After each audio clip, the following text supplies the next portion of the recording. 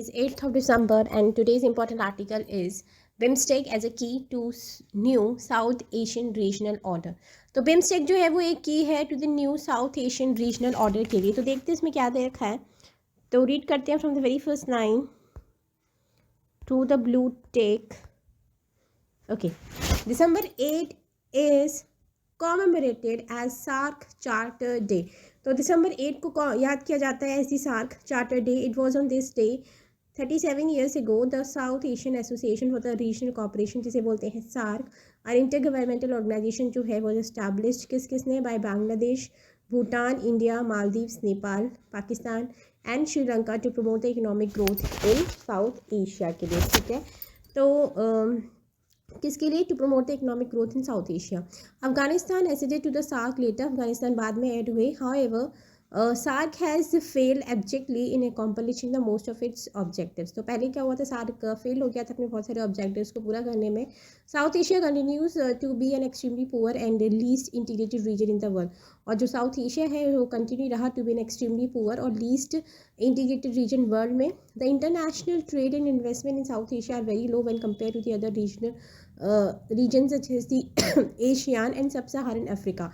तो एशियान को बोलते हैं association of the south east Asian nation. अगर हम कंपेयर करें तो जो इंटरनेशनल ट्रेड एंड इन्वेस्टमेंट है साउथ एशिया में वो भी लो है अगर हम कंपेयर करें एशियान से और सब सहारन अफ्रीका से. ठीक है, Pakistan has adopted an obstinate attitude within SAARC by repeatedly blocking several vital initiatives such as the motor vehicle agreement aimed at bolstering the region connectivity. और जो सार्क में क्या है, जो पाकिस्तान जब ने अडॉप्ट किए थे बहुत सारे हर्डल वाले एटीट्यूड, जिससे सार्क के अंदर जिसमें रिपीटेडली ब्लॉक हो रहे थे बहुत सारे इनिशिएटिव जैसे कि मोटर व्हीकल एग्रीमेंट, जिसका एम था कि बॉस्टर करे रीजनल कनेक्टिविटी को.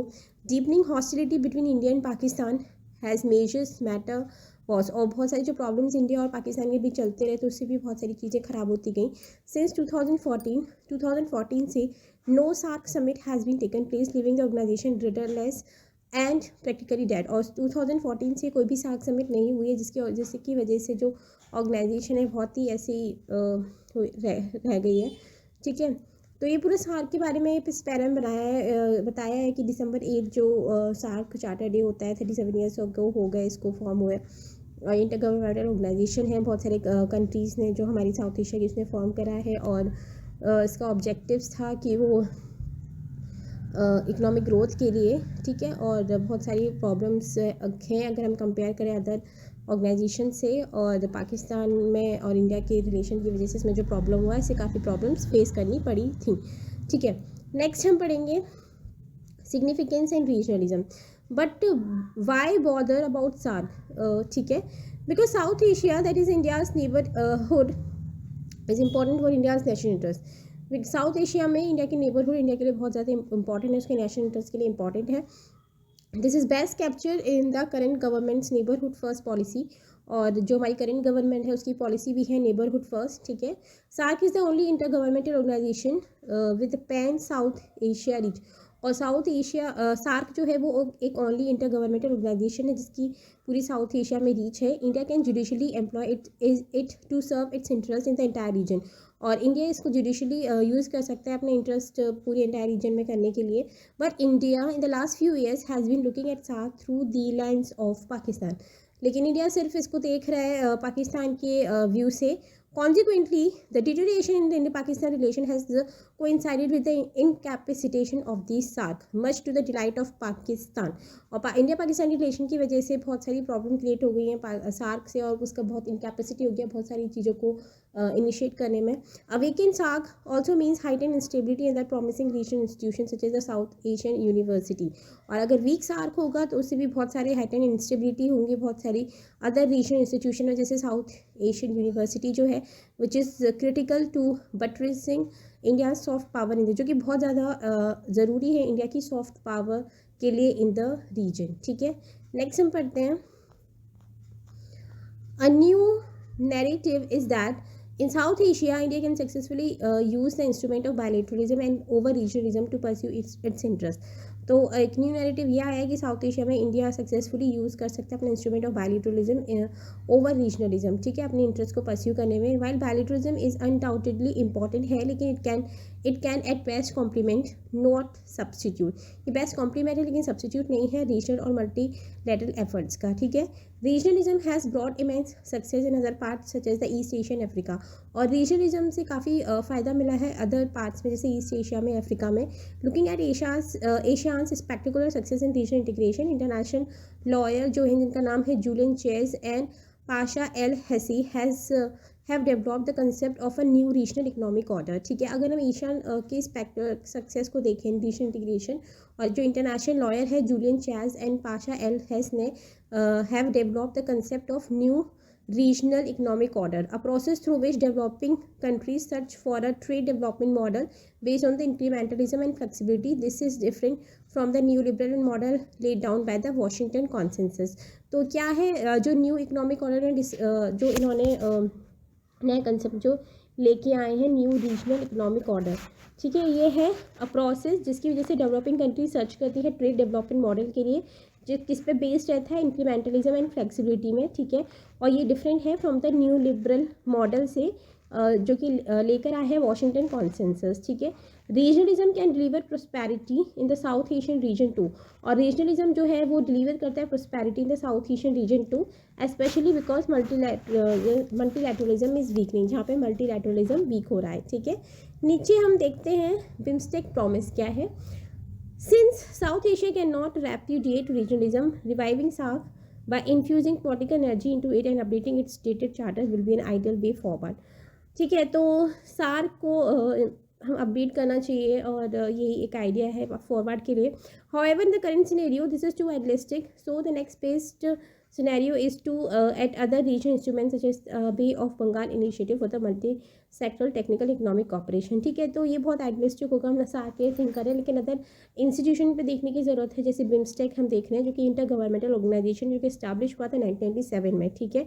BIMSTEC comprises 5 south Asian nation जिसमें बांग्लादेश है, भूटान है, नेपाल है, इंडिया है, श्रीलंका है, एंड 2 एशियन कंट्रीज जिसमें म्यांमार है, थाईलैंड है, ठीक है। Importantly, Pakistan is not an BIMSTEC member.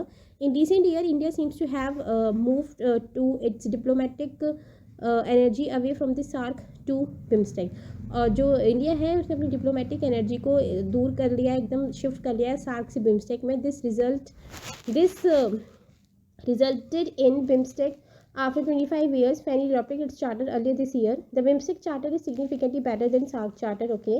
For instance, unlike SAARC charter, Article 6 of the BIMSTEC charter talks about the admission of new members to the group. और जो article 6 है BIMSTEC का वो भी बात करता है कि हम ऐड करें नए मेंबर्स को अपने ग्रुप में। This paves the way for the admission of countries such as the Maldives, ठीक है। नेक्स्ट हम पढ़ेंगे notwithstanding the improvements, the BIMSTEC charter to boost economic integration does not contain the flexible participation scheme of the kind present in the Asian Charter. जो BIMSTEC charter है वो boost करेगा economic integration, वो उसने नहीं ये कंटेन कर रखा कि वो फ्लेक्सिबल पार्टिसिपेशन स्कीम है ऑफ द काइंड प्रेजेंट जो कि एशियन चार्टर है, ठीक है, उसके कंपैरिजन में। This flexible scheme also known as the Asian -X formula, ठीक है। और जो ये जो फ्लेक्सिबल स्कीम है वो एशियन -X फॉर्मूला कहता है, जिसमें जो कि अलाउ करता है 2 more Asian members to initiate negotiation for economic commitments, ठीक है।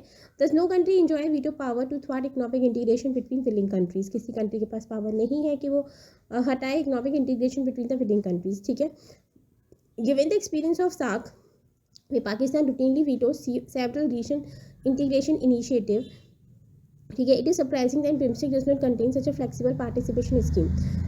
जहाँ पे पाकिस्तान रूटीनली बहुत सारे एक्सपीरियंस हम SAARC के देखें तो पाकिस्तान ने रूटीनली वीटो करे बहुत सारे सेवरल रीजनल इंटीग्रेशन इनिशिएटिव, लेकिन ये सरप्राइज की बात है कि BIMSTEC में ऐसा फ्लेक्सिबल पार्टिसिपेशन स्कीम नहीं है। A flexible BIMSTEC -X formula might have allowed India and Bangladesh or India and Thailand to conduct their ongoing bilateral free trade agreement negotiation under the broader BIMSTEC umbrella, ठीक है। This would have eventually strengthened करेगा BIMSTEC को by enabling the gradual and incremental expansion of these binding commitments to other members, ठीक है। India should press for this amendment in the BIMSTEC charter, और India उसको अपना लेकर आए अपने अमेंडमेंट में जो BIMSTEC चार्टर में है। सम स्टेप्स टू टेक, क्या क्या लेने हैं? BIMSTEC should not end up as another साग, और बिम्स्टेक भी एक साग की तरह एंड ना हो जाए. For this its member country should raise the stake, इसकी मेंबर कंट्रीज़ को अपना स्टेक, अपना शेयरिंग बढ़ाना पड़ेगा. A high quality FI free trade agreement offering deep economic integration, एक हाई क्वालिटी का फ्री ट्रेड एग्रीमेंट ऑफर करेगा deep economic integration, something that prime minister Narendra Modi also advocated. ठीक है, जो कि प्राइम मिनिस्टर नरेंद्र मोदी भी लेकर आए at the BIMSTEC ministerial meeting में, जो कि एक आइडियल स्टेप है. Likewise India should explore legal ways to move successful SAARC institution such as SAU to BIMSTEC. ठीक है, these steps will give stronger roots to BIMSTEC. ये stronger roots देगा BIMSTEC को and enable करेगा erecting a new South Asian regional order, और setup करेगा एक new South Asian regional order को. ठीक है, बेस्ड ऑन द, जो कि बेस्ड होगा इंक्रीमेंटलिज्म पे और फ्लेक्सिबिलिटी पे. ठीक है, ushering in prosperity and peace in the region, जो कि प्रॉस्पेरिटी लेकर आएगा और पीस लेकर आएगा हमारे रीजन में. ठीक है, तो ये पूरा आर्टिकल था बिम्स्टेक के बारे में, और उसकी कंपैरिजन क्या है साउथ सार्क से, और क्या क्या पहले चैलेंजेस फेस करे थे और अब क्या चैलेंजेस है और अब क्या न्यू स्टेप्स लेकर आए हैं. So this is the discussion for today. So thank you and have a nice day.